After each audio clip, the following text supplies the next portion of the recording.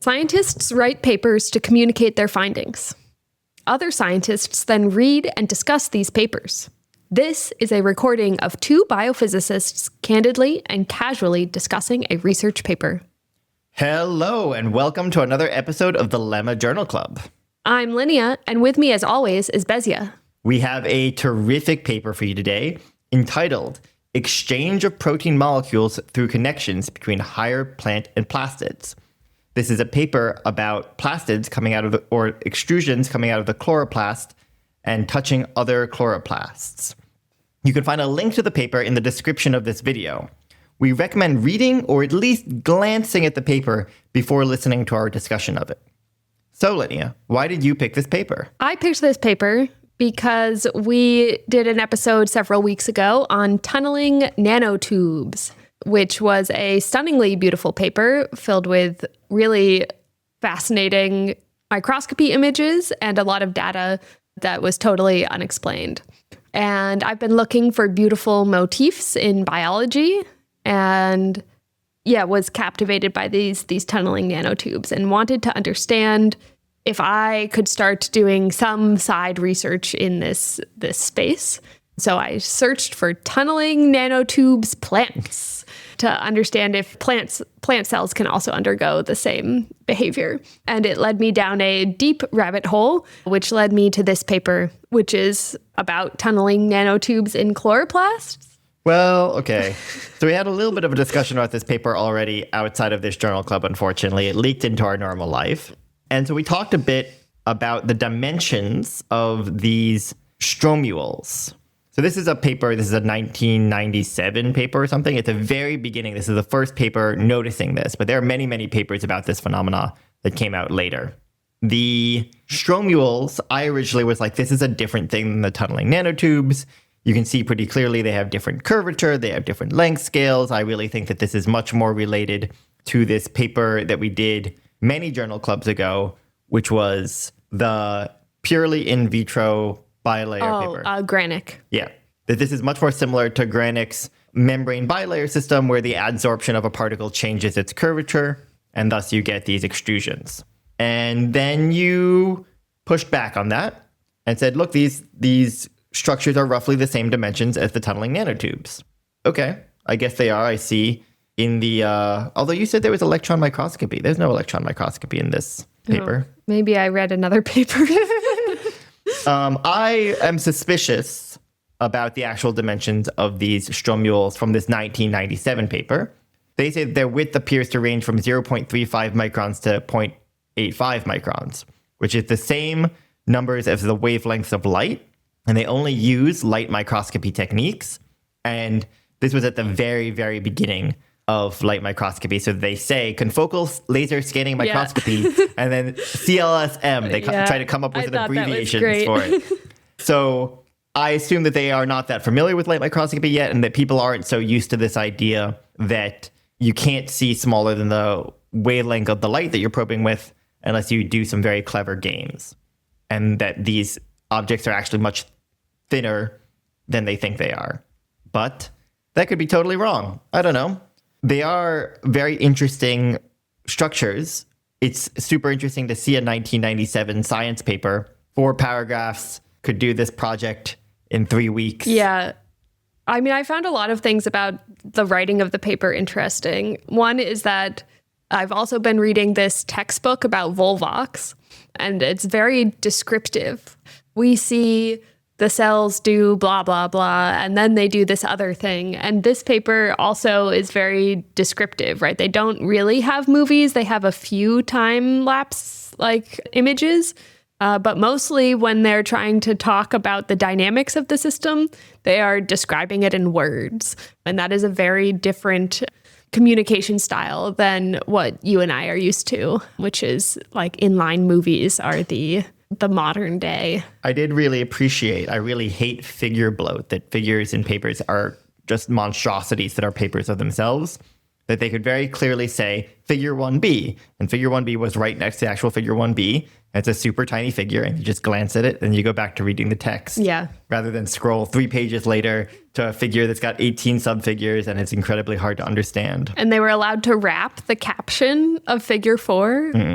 You'd never be allowed to do this anymore. Yeah, papers used to be better. Journals have destroyed papers and made life a living hell. Thank you very much, editors. I thought it was interesting, this concept of the word plastid. So here, they use the word plastid completely to mean chloroplasts.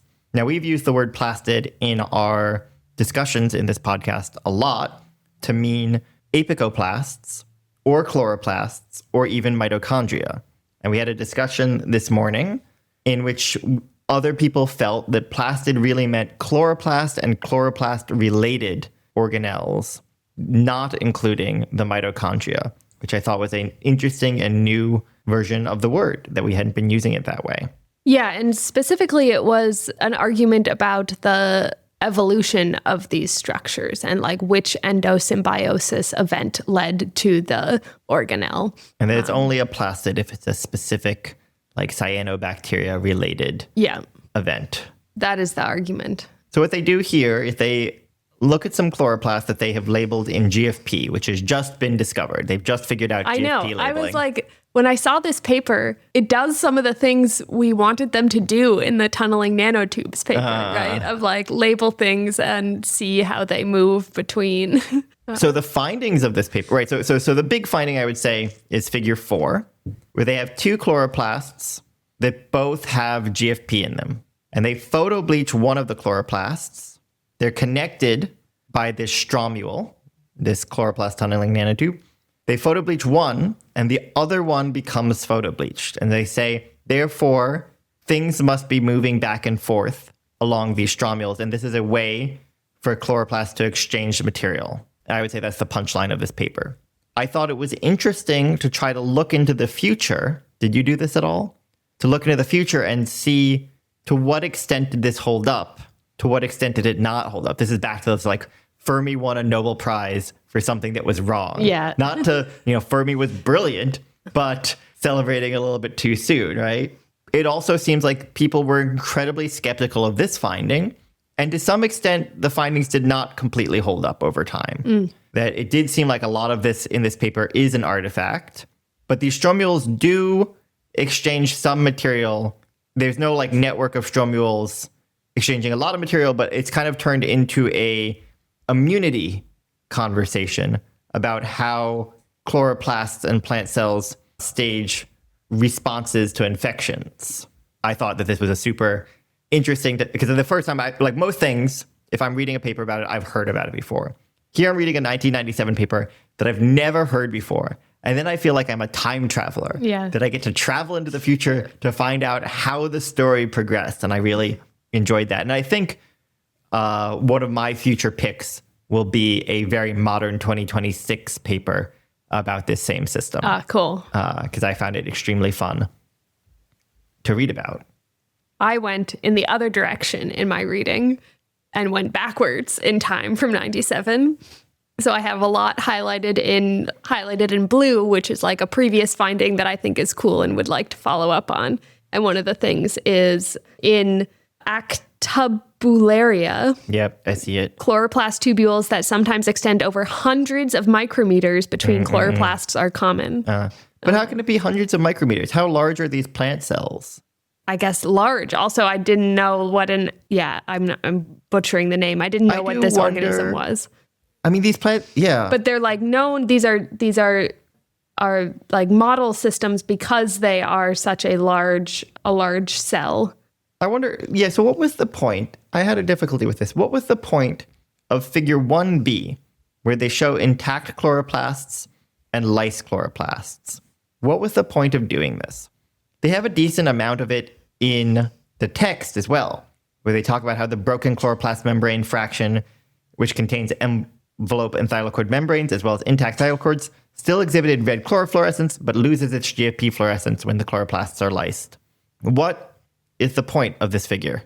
Yeah, I mean, maybe they're just showing that they can express GFP. Okay, they show that they can express GFP. And that it Why does the is GFP go inside away when the cells are lysed? Well, then you lose your membrane and the GFP just goes everywhere. So like it ends up in a different fraction than your membranes, than your lysed chloroplasts. So they're showing that their GFP is specifically attached to this chloroplast REC-A gene, and the REC-A gene is somehow on the... I think they wanted to show it was in this compartment, that it was soluble, that it wasn't like bound to the membranes. Okay, I can start to understand it. Yeah. And that they want to show that it's like, contained within the chloroplast, right? It's not on the outside of the chloroplast or something weird. Yeah, that they didn't quite know what they attached their GFP to, but they can tell, hey, it's soluble and it's together with these other things and it's part of a stromal protein. Yeah.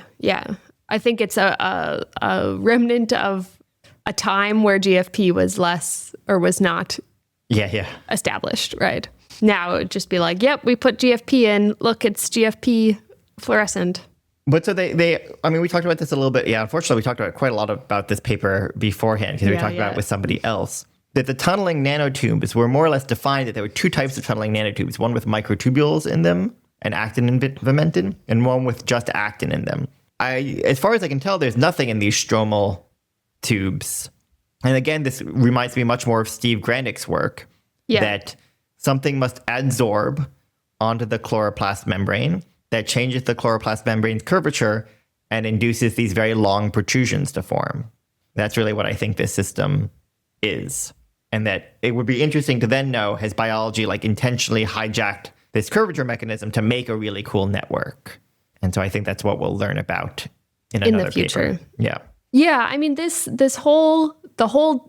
I'm not convinced that that's not how tunneling nanotubes form either. So I would have been extremely dismissive of that idea because I'm like, the tunneling nanotubes don't look like that. They're kind of hyperbolic in shape. They're pointy at the ends, but they do have similar dimensions. It could just be a difference in microscopy style.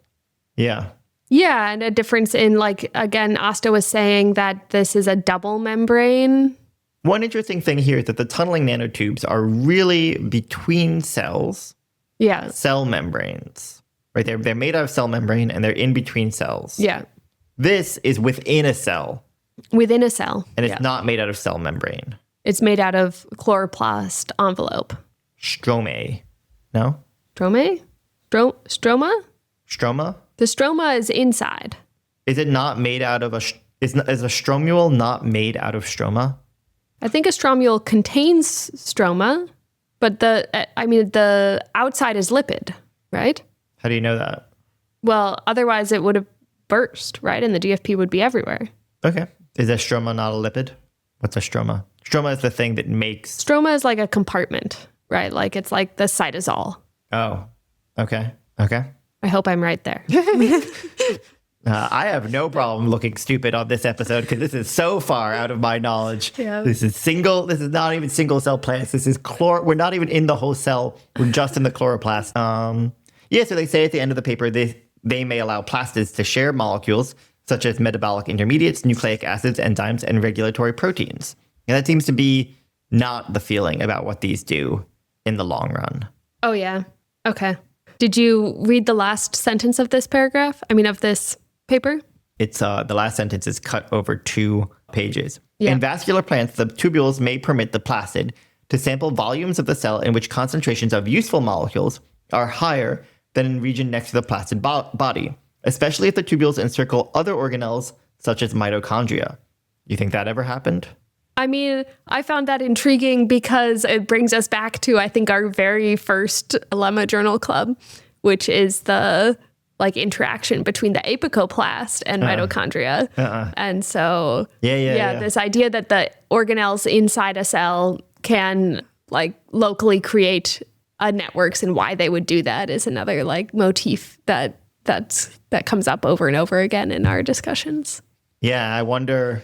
Were they wrong about it this time? They were also wrong about it now? Or were they wrong about it this time, but this time for the apicoplast, that really is what's happening? Or Yeah. I'll be interested to hear how they know that they're wrong. Or to what level they're wrong, right? I was just very quickly perusing other more modern papers. Yeah. And saw that it really took a strong immune response turn, and that people aren't talking so much about it moving material back and forth between chloroplasts anymore. It does seem that if you don't have a track, if you don't have a microtubule or a actin, then they're not very useful for moving stuff. Right? But it does. It's the paper that I'm going to pick, the 2026 paper. These stromules do move along microtubule They tracks. move along, on the outside. Yeah.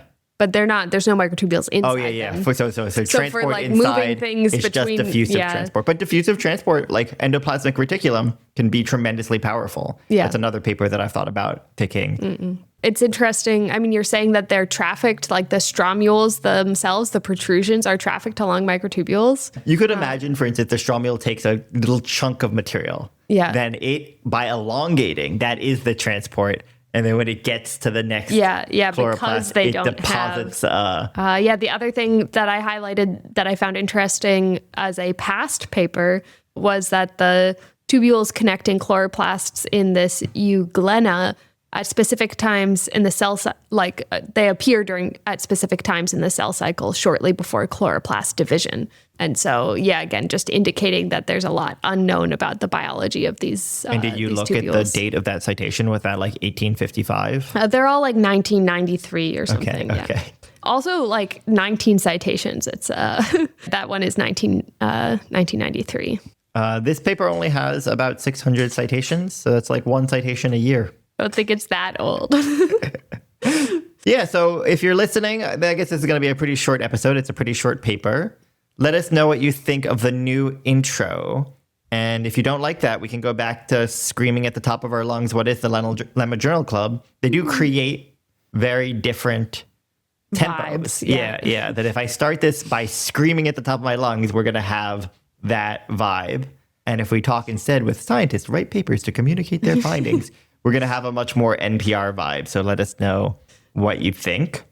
And then, I just wanted a note unrelated to this paper, that related to the making of this podcast that I wanted to discuss with you. Okay. I was listening to the Regulation podcast. Okay. Great podcast. Andrew Panton talks about that he finds it fascinating when creators of something don't understand why the people who are consuming that creation or who are participating in that creation, why they love it. He's talking about Air Bud. The person who creates Air Bud doesn't understand why the people who love Air Bud love it. I feel like Andrew Panton and all the people in the Regulation podcast do not at all understand why people enjoy the Regulation podcast, that they just completely misunderstand what people enjoy about those conversations. And so it does have me thinking about, like, we make this and we enjoy it for talking to each other, and that's why we make it. There's about 100 people who listen to this on a regular basis. And I imagine that we deeply misunderstand why they listen to it. So it's a concept to me that I'm thinking about a lot of, like, why are people engaging or not engaging? And to what extent should we be trying to figure that out, right? It could be that, like, if you try to figure out who your audience is and why they're listening, you just lose the whole soul of what you're doing. But also, if you, like, blatantly ignore your audience, then how do you grow in a productive manner? I mean, one potential listener that I think about is just somebody who's getting into science. And we have these roundtable group meetings, both in Cliff's lab and in Martin's lab. And when I first joined, these were like, go and just osmose your way into these labs, right? Osmose into Learning understanding. by osmosis. So I think that if a scientist is new to the field or thinking about or somebody's young or thinking about getting into science, that this is a way to osmose some bit of what it's like to be a scientist and like some of the knowledge that's around and some of the culture. That's certainly what I have used science podcasts for.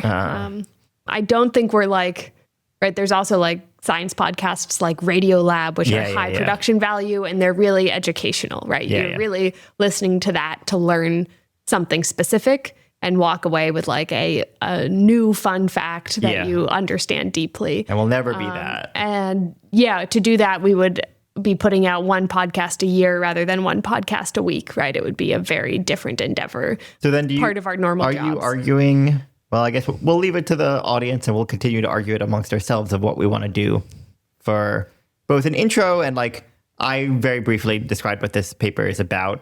I think that's what I'm going to do going forward. Is just like a one sentence what this paper is about. I mean, I'm happy. I think it's great to change things. Change it up. Yeah. To change it up, just to keep things from getting stale.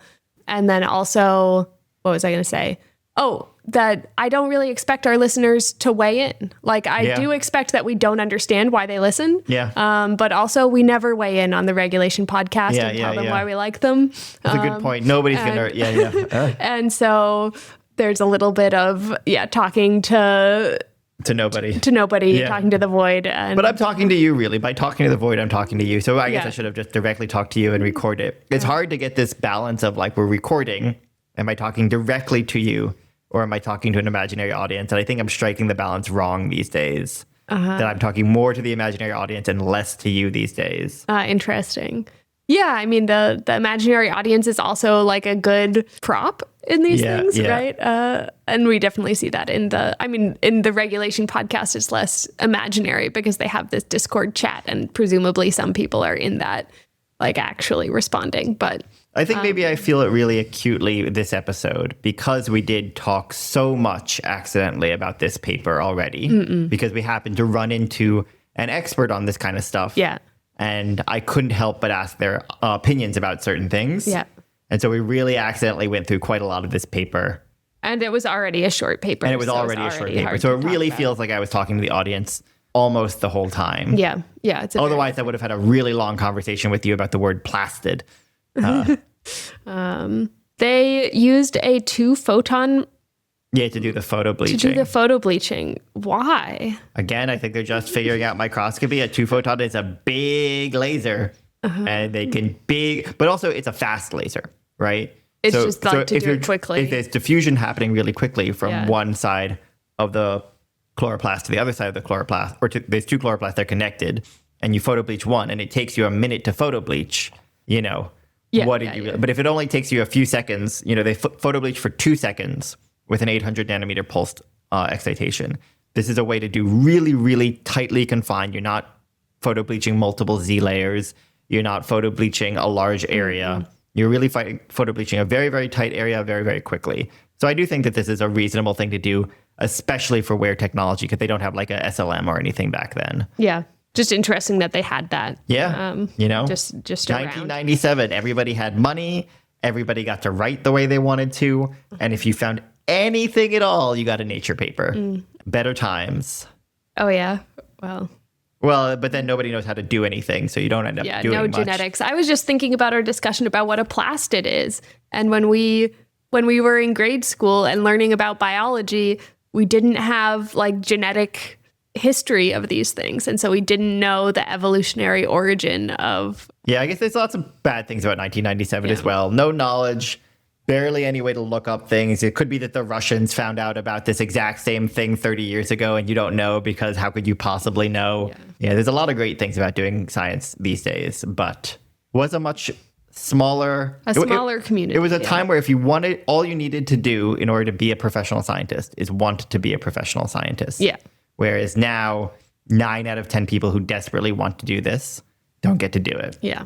Which, speaking of which, I gave my last group meeting in my lab today. Sad times for me. Yeah. I also got an invitation to give a SDB online talk, whatever it's called. Brown Harvey postdoc seminar, May 9th or something like that. And yeah, 1 more month as a postdoc. Then don't know what to do after that. Probably cut this whole last bit here. But yeah. Okay. Okay. Thanks for listening. Bye.